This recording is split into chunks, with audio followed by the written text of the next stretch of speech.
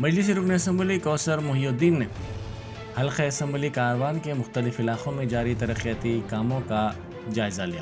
انہوں نے ترقیاتی کاموں کی پیش رفت کے سلسلے میں عہدیداروں سے تفصیلات حاصل کی۔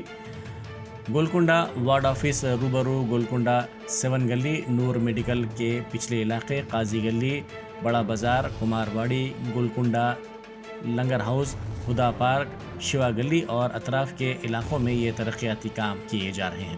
انہوں نے عہدیداروں کو ہدایت دی کہ جلد سے جلد ان کاموں کی تکمیل کی جائے۔